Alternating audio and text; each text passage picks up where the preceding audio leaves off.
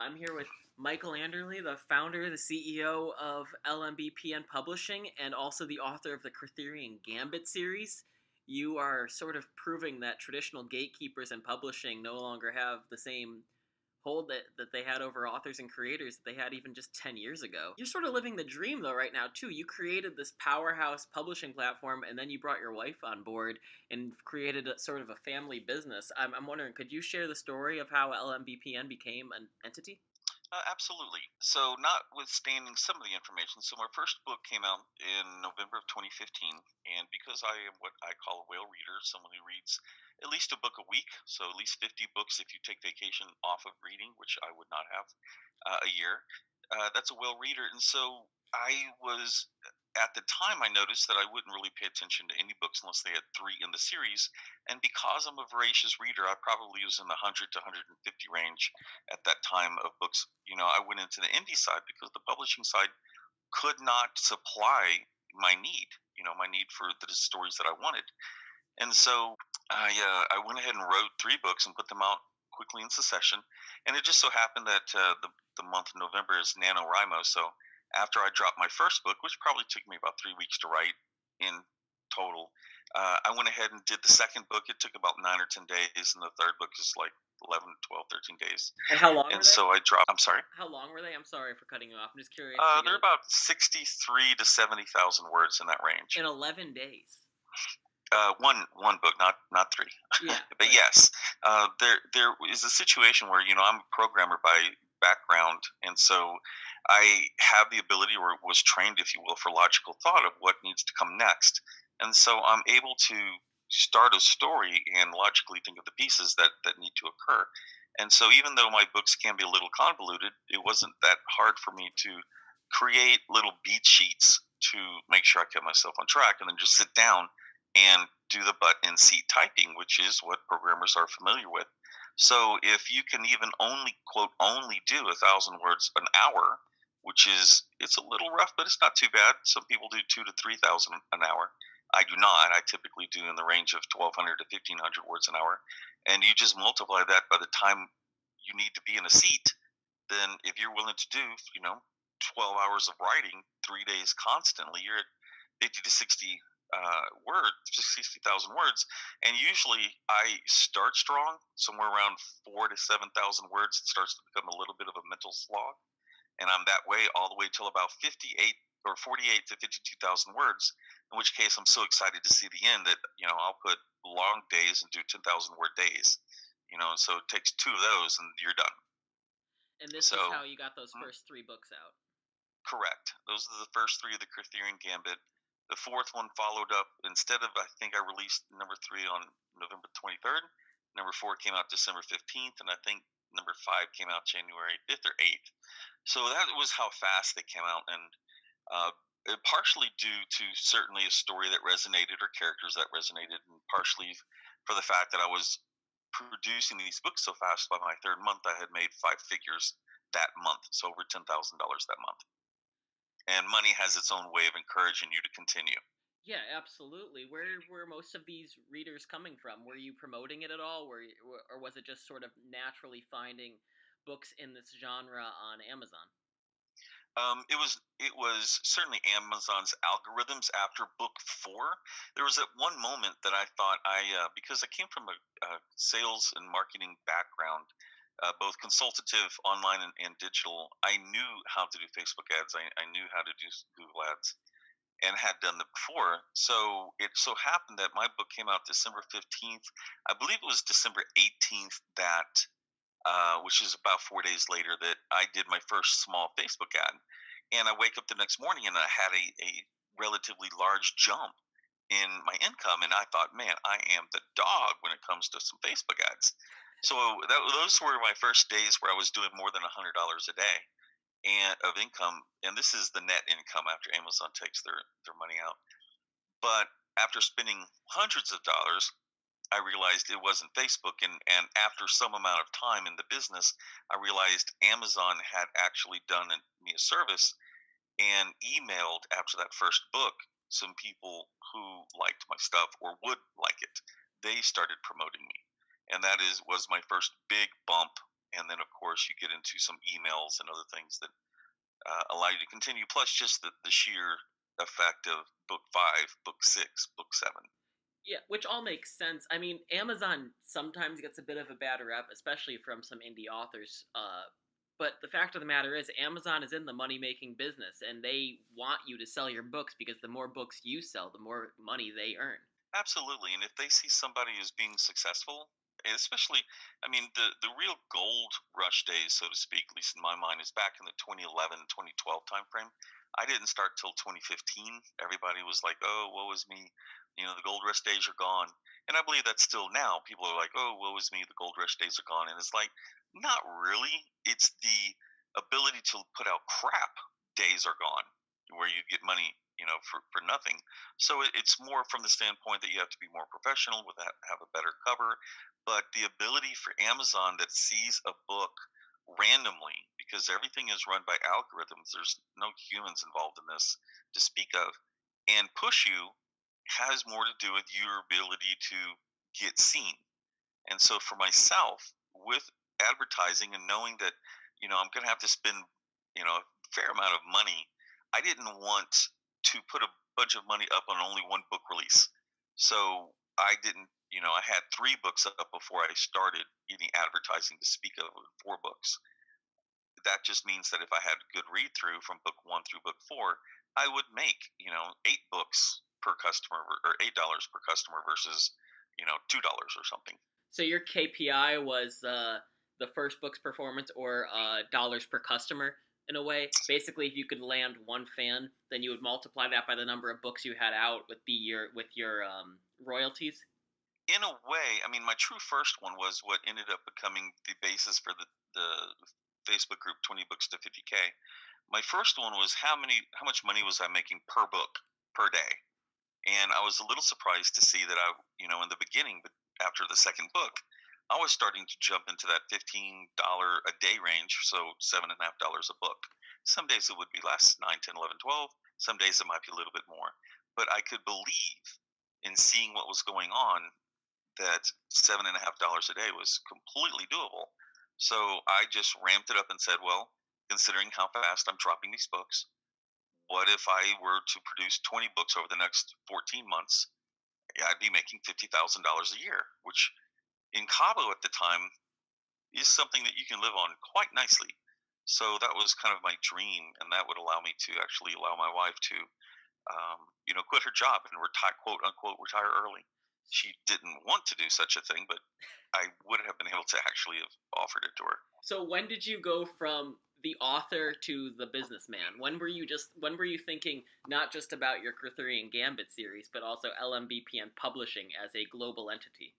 I considered, or we considered, even because even at that time with my wife working, she's a global marketing director. But for me personally, it was a lot of just myself in the beginning, and I considered LMBPN a publishing company with one client, just myself, and that was my focus during all of 2016. Toward the end, something had been said one time that annoyed me, and that was that I misinterpreted a saying from Sean Platt where he had commented that Michael's a special snowflake, and I found it from him much later. He didn't mean it the way that I interpreted it, but what it did with my misinterpretation was focus and say, you know what? Can I teach someone? So I have this Arthurian Gambit. The fans are asking for more books than I can even possibly provide or even want to. I knew that I was coming to a point in time where I was separating the main character to go where I, as an author, wanted to go, which was deep space and space battles, and leaving behind the Earth, and they would have questions because of something else I had done. So I reached out to Craig Martell. At the same time, Jason Sloan had reached out to me, and I decided to open it up and do collaborations. And then that was how my publishing company facilitated moving forward, because unlike, say, quote, accepting someone and accepting their book series, we were actively creating book series inside of my already successful Arthurian Gambit universe. Yeah. The problem is, a lot of people tried to duplicate it without my income, and it's very expensive to do these things. So what's really fascinating about the story you're telling me right now is you were such a consumer driven business that you actually welcomed consumers in to help you produce. Has that been sort of a model you've been following? I know you do have some fan written books that you sell on your platform as well. Right. So that is the fans right for the fans, and I'll get to that. But you're right. I mean, if you go back to book five, book six, the fans were loving the books, but even then, there's some like, hey, the editing that you're doing, and as a producer, I did not like the editing model that was being done at the time, which was get with an editor. If you want to work with them, you have to get on their schedule, and which could be 4 weeks away, and then they might take 2 or 3 weeks once the schedule's there to get the book back to you. And I'm like, no, I'm finished on Tuesday. I'm releasing this by Friday. Wednesday would be better, but Friday's fine. And so what was born of that was fans helping in a beta group. And what would happen is I write my books linearly. So even though I have convoluted storylines, I would arc them on a spreadsheet, go from left to right for, let's say, 5 different arcs, and let's pretend that each arc has 5 different, or excuse me, 7 different beats. And then I would take those 35 beats and I would rearrange them in order, like sticky notes down a wall, how I needed to write them into the chapters. And then I would just start at the top, chapter one, and start writing. Well, along chapter five, I would take the first 4 chapters and give those to my beta team, and they would start reading and they would start editing. And so by the time that I'm finished writing, I have at least 15 to 20 chapters already edited. And then from there, we learned what was called the just in time team, taken from my own programming background, where I would take the book that had been done, and then we would give it to a smaller group of people willing in 18 to 24 hours to read the book and find any further mistakes that were there, things that we just all missed. And so we would take that. So if I finished on Wednesday, then usually it was by Friday morning, I'm releasing it. And it was pretty clean, all supported by the fans who wanted to help. That's amazing. So you're editing along the way instead of doing the Yes. traditional thing of writing a rough draft, then sending it, then reading through and doing a second round draft, then sending it off to beta readers, then sending it off to an editor. I mean, so basically you're getting these 8 rounds of edits all done before you even finish your rough draft. Correct, because I don't go back and do a second pass. There might be times when I would reread what I had just written, but in general, I'm never in chapter 15 wondering what I did back in chapter 1 and needing to tweak it.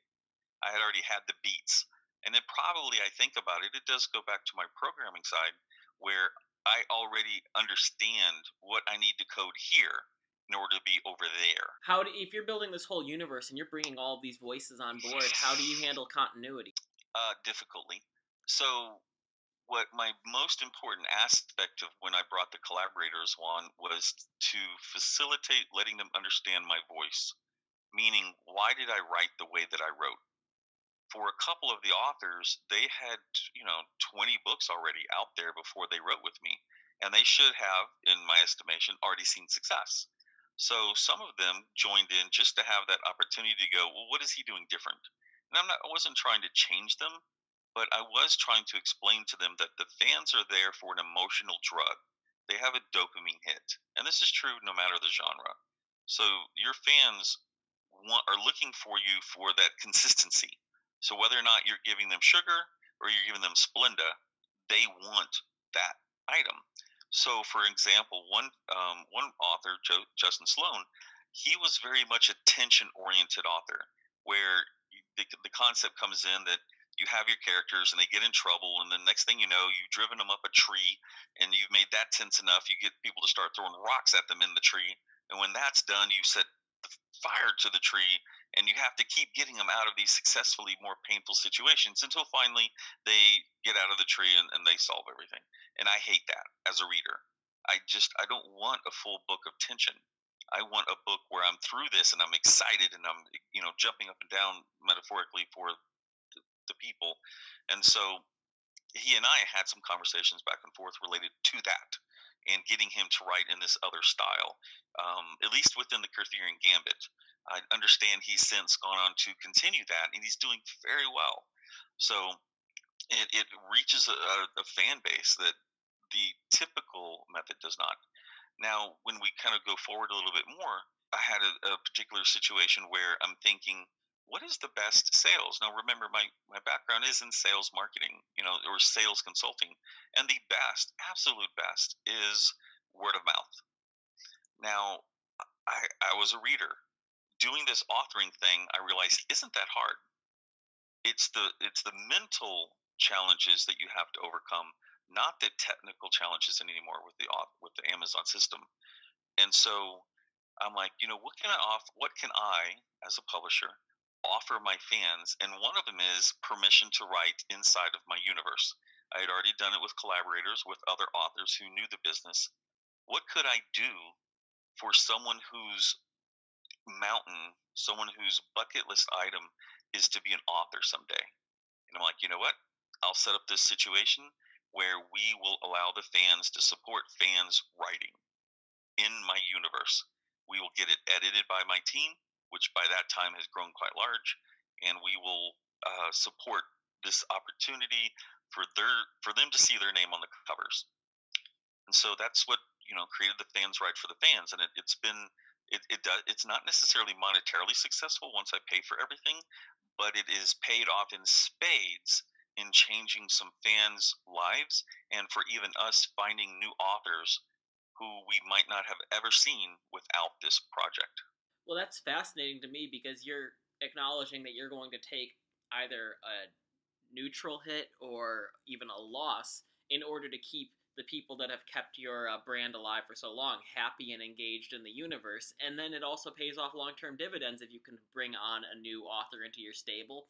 And it's almost like you seem very self-aware of legacy. Does that seem fair to say? I think the answer partially is I just wanted to help people, and then in turn I found out this benefit. I did not expect the benefit of finding, let's say, Natalie Roberts or Sarah Weir or Erica Everest. I didn't expect to find them at the end of this first book. It was a blessing that happened because I did this other thing. On the legacy side, I'm I'm driven, I guess, from two different things. I want my fans to want to reread stories because they love characters, and then I do want to make money. That's kind of in the whole premise. And so from that, I love the fact that we are being given opportunities to help change lives. I do recognize that on my deathbed, it will not be the income that I'm happy about. It's going to be that I can point back and say, I remember when I met this person because they were in the hospital with nothing else to do, and reading through the Cortherian Gambit gave them a lot of peace, and they reached out to me later, and that person ends up becoming the main editor for my company. So you see this company outliving you? I don't know.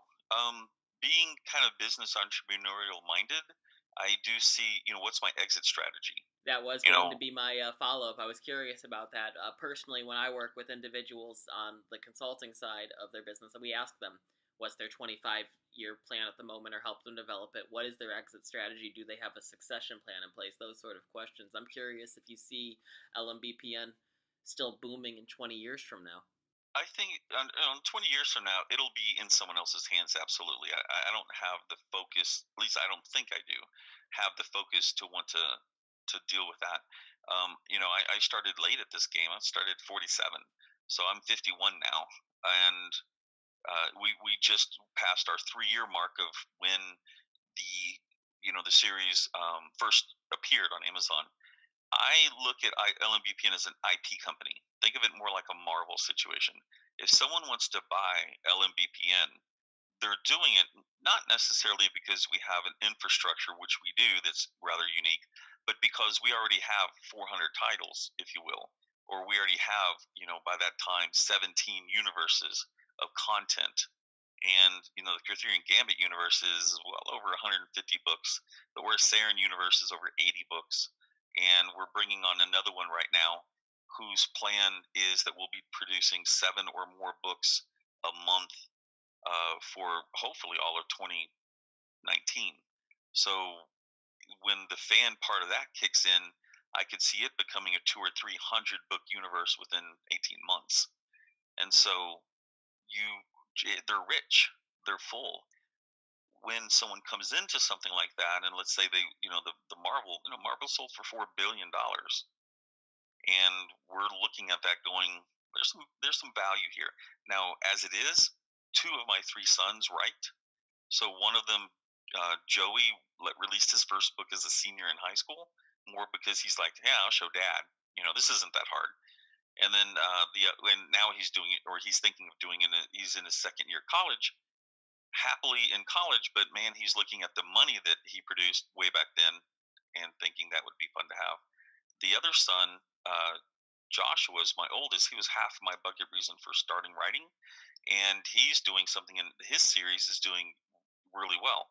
So it sold that over 10,000 copies of the three books that we have there.